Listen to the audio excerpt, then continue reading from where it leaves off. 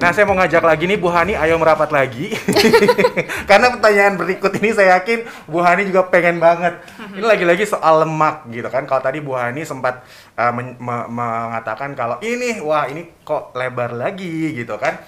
Ada nggak sih Coach gitu olahraga yang kemudian bisa menghilangkan bagian-bagian lemak di bagian-bagian tubuh tertentu, misalnya di lengan misalnya, atau di paha atau di perut begitu, tanpa harus olahraga yang ekstra mungkin seperti itu Coach? Sebenarnya gini, untuk info untuk detikers juga ya teman-teman semua, kita nggak bisa milih anggota badan mana yang kita mau kecilin. Itu istilahnya spot reduction ya. Jadi kita, oke, aku maunya ngecilin tangan doang, aku maunya latihan perut doang supaya perutnya kecil gitu. Caranya nggak begitu. Karena untuk mengecilkan anggota tubuh itu kita nggak bisa pilih. Karena yang mau kita kecilkan atau yang biasanya kita mau hilangin itu kan massa lemaknya ya. Sementara kalau misalnya kita olahraga, kita latihan perut, kita latihan tangan, itu yang diasah ototnya. Bukan lemaknya kita asah, kita kikis. Bukan begitu ceritanya. Jadi untuk bisa mengecilkan anggota tubuh tertentu, kita perlu badan kita ini perlu terjadi pembakaran lemak. Dan pembakaran lemak itu bisa dicapai dengan kalori defisit. Nah, olahraganya kalori defisit itu bukan berarti berarti aku makannya sedikit aja nih, udah makannya cuma 1.000 kalori doang. Nggak sehat kalau kayak gitu, nanti malah malnutrisi ya kan, gizinya malah nggak bagus. Jadi lebih baik makannya gizi seimbang aja, mungkin di kalori maintenance, sesuai kebutuhan, dan olahraganya itu fokusnya di 2 hal tadi. Pertama kardio, kedua latihan beban. Kardio itu bisa berfungsinya untuk pembakaran kalori harian. Jadi misalnya kita jogging, lalu saya ngebakar 200 kalori misalnya. Itu buat harian pada saat itu juga terbakarnya. Lalu kita latihan beban untuk meningkatkan massa otot supaya metabolismenya itu cepat. Kita menimbun massa otot supaya kita lagi diem aja nih, dia nge-recovery otot yang sedang rusak, itu dia ngebakar kalori, ngebakar lemak juga. Gitu. Jadi dua-duanya harus. Dan nggak perlu kita nyari kayak, aku mau cari olahraga yang paling banyak ngebakar, nggak perlu gitu juga. Badan akan mengolah sendiri kok. Dia akan berproses sendiri untuk bisa menurunkan lemak itu. Dan ya itu, bisa aja pas kita mau menghilangin lagi sedang olahraga ya, ada nih mungkin pengalaman teman-teman, aku ternyata lemaknya kalau lagi gemuk itu ke pipi duluan. Ada yang aku lemaknya cenderung ke perut duluan. Tapi dua-duanya saya kebetulan Coach. Iya, genetik itu. Jadi kita nggak cuma salah satu. Ada orang-orang yang memang kayak gitu. Jadi kalau pas olahraga ternyata yang hilang leher duluan misalnya. Ternyata perutnya terakhir, atau bahkan ada yang tangannya terakhir nih masih gambir-gambir tapi perutnya udah jadi gitu. Jadi ya itulah untuk proses bakaran lemak atau mengecilkan badan tertentu, sorry to say nggak bisa kita tentuin gitu. Ya, harus semua. Aku relate banget loh Fer.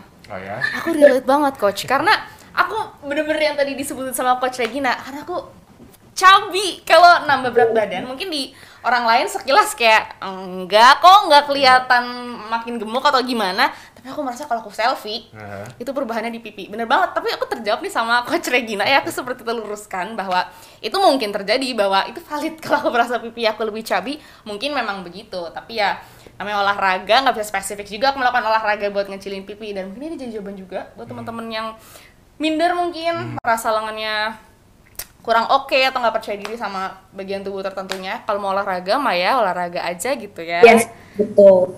Intinya kita kan ujung-ujungnya pinginnya sehat, ingin fungsi jantung dan fungsi sendi otot untuk gerak itu baik, itu dulu.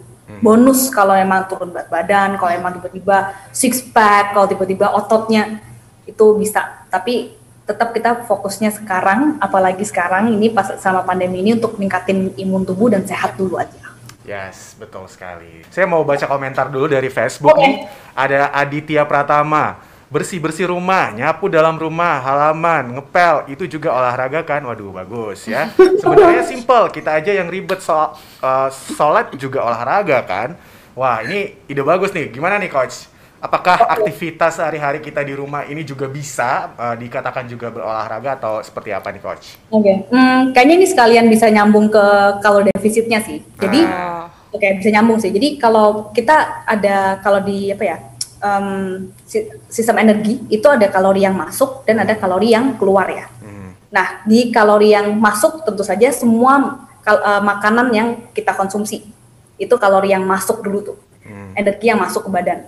Kalau kalori yang keluar itu ada beberapa, ada 4. Nah, ini aku jelasin nanti ada nyapu-nyapu, coba teman-teman tentuin ya. Yang pertama itu basal metabolic rate. Itu adalah kebutuhan badan kita untuk berfungsi. Jadi kita denyut jantung, untuk pencernaan, untuk kita berfungsi. Bahkan orang yang koma pun itu masih ada basal metabolic rate ini. Jadi kebutuhan dasarnya banget. Nah, dia ini pembakarannya paling besar. Jadi kalau saya teman-teman, biasanya kalau perempuan itu di 1200, 1500, kalau laki-laki bisa lebih tinggi lagi. Lalu yang kedua, ini pembakaran yang dibilangnya kedua tertinggi ya. Itu namanya non-exercise activity thermogenesis. Pembakaran yang terjadi ketika kita melakukan hal-hal aktivitas di luar olahraga. Jadi contohnya nyapu, ngepel, jalan ke pasar, beres-beres rumah, non-exercise activity, tidak termasuk di olahraga. Tapi di pembakarannya paling banyak, karena itu aktivitas harian kita ya. Lalu yang ketiga, itu thermic effect of food. Jadi pembakaran yang terjadi karena badan ini perlu mencerna atau memproses makanan-makanan tertentu. Misalnya kita makan daging-daging, makan sayur-sayur, itu proses pencernaannya lebih banyak tuh pembakarannya daripada misalnya kita makan mie atau yang makanan yang instan lainnya. Jadi prosesnya lebih banyak gitu ya.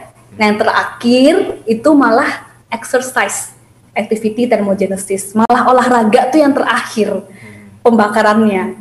Jadi langsung wow ya, kayak oke, berarti kalau saya mau kalori defisit, berarti kan yang masuk lebih sedikit daripada yang keluar. Berarti bisa dengan kita mengurangi makanan yang masuk, atau kita perbanyak aktivitas yang di luar ya. Entah dengan tadi misalnya beres-beres rumah, tapi ini kurang juga kalau misalnya hanya melakukan aktivitas harian karena kurang bisa meningkatkan massa otot, kurang diasah. Nyapu-nyapu ya capek gitu, keringetan ya kan, tapi kurang mengasah massa ototnya. Jadi itulah perlunya kita ada exercise, itu ada olahraga. Dengan adanya semakin banyak massa otot yang kita punya, metabolismenya semakin cepat, BMR yang di atas ini tadi itu makin tinggi gitu, karena komposisi tubuhnya itu bisa berubah gitu.